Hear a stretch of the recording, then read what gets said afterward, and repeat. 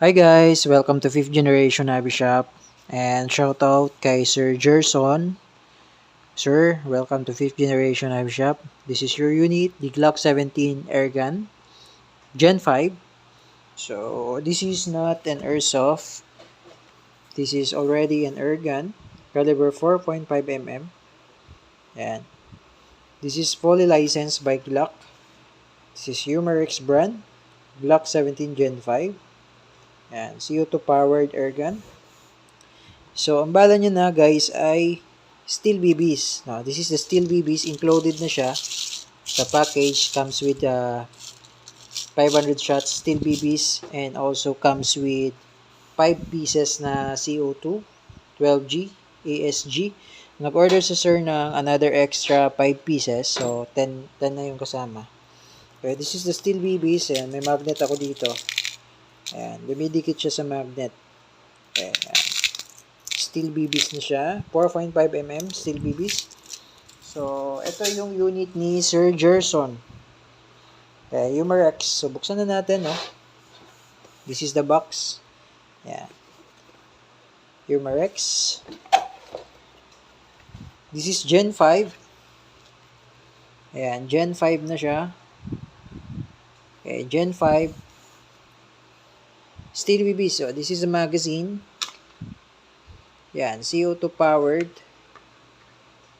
And lagay lang natin dyan. Okay, steel BBs. So, dito lalagay yung steel. Bigyan natin ng bala. 18 rounder.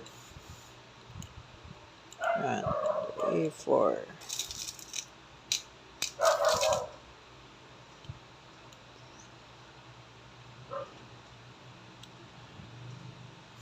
5, 6, 7. Lagyan ko lang ng 7 shots. Okay. So again, 4.5mm steel BBs. This is the Gen 5. So tingnan natin kung ano yung kasama, no. So may kasama siyang Allen range. And the manual. Yan, Glock Perfection, Glock 17, airgun, caliber 4.5mm.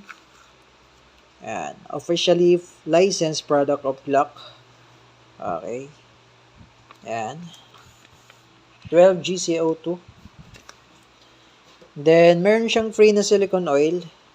So, bago nyo siya lagyan ng silicone oil, lagi namin sinasabi na bago nyo siya lagyan ng silicone oil, patakan nyo muna to, itong part na to, yung may valve. Ayan, patakan nyo yan. Bago nyo lagyan ng CO2. So, lagyan natin ngayon ng CO2. Before mo siya lagyan ng CO2, flip mo lang to. Ayan. Ayan, flip mo siya para mahigpitan mo yung Allen. Okay? So, salpak mo muna yung CO2. But before that, lagyan lang natin yung CO2, yung tip niya ng oil. Then, okay. Luwagan lang natin yung lock kasi masikip siya. Yan. So, may kasama siyang Allen. Yan, ito yung Allen. Then, luwagan lang natin. Yan. Tapos, salpak niyo yung CO2. Then, higpitan natin. Kailangan mabilis. Ayan. Okay. So, ayan. Saktong higpit lang din. Hindi kailangang higpitan ng mahigpit na mahigpit. Then, balik natin yung lock. Ayan. Then, ayan. Loaded na yan. Tabi muna natin. Meron siyang safety, ano? Na yan. So, pag red, fire. So, meron siyang pihitan kasi. Yung Allen range, dual purpose siya. Pwede siyang Allen. Pwede rin siyang pampihit dito. Ayan. Pag white, safe. No? Hindi mo siya ma-trigger. Ayan. Hindi mo siya ma-trigger. Then, pag red, fire. Ayan. Medyo malalim yung kanyang trigger pull. Ayan. Okay? So, yun. So, we don't advise na baklasin kasi medyo maselan ang airgun, especially for this unit, Glock 17. Ayan. Ganda niyan serrations niya. So, ayan. This is Gen 5, no? Gen 5 na siya. Then, meron na siyang railing. Wala nga lang siyang thread, I think. Nawala. Meron siyang thread pala. Ayan, may thread. Di lang siya klaro sa video. Pero may thread siya. Meron ba? Parang wala. Wala. Wala siyang thread. Wala siyang thread. Okay. So, hindi katulad ng mga airsoft na meron siyang thread. Ito, wala.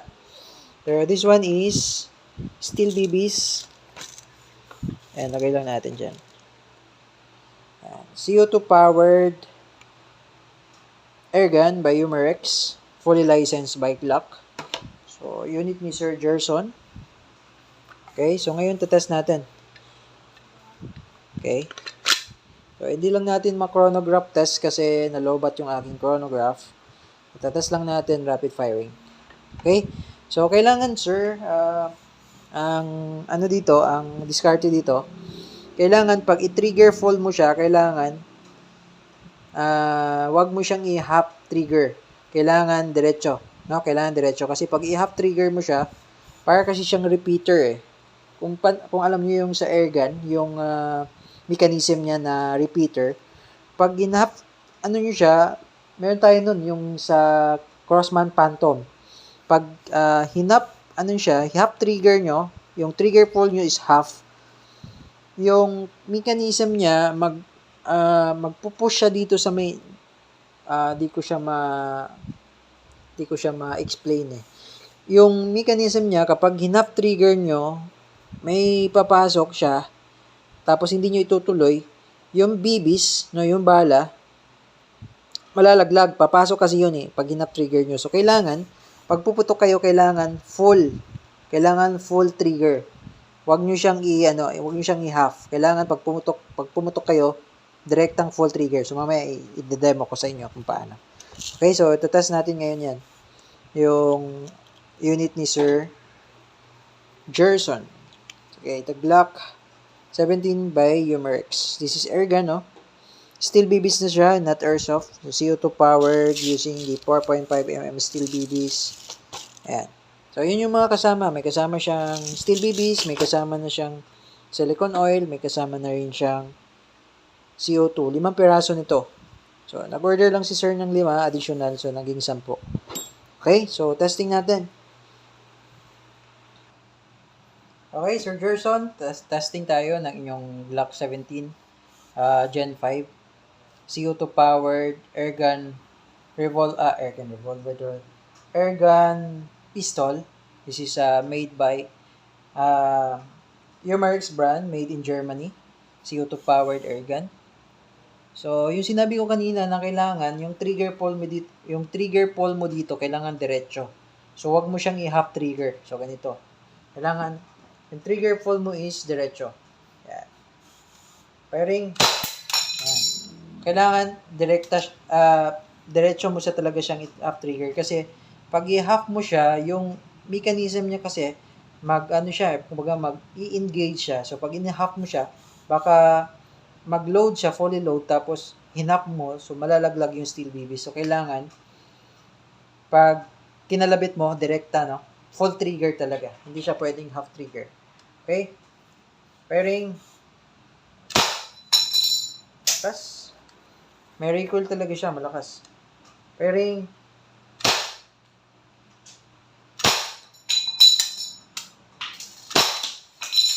Okay, so naglalak din siya kapag wala na siyang bala.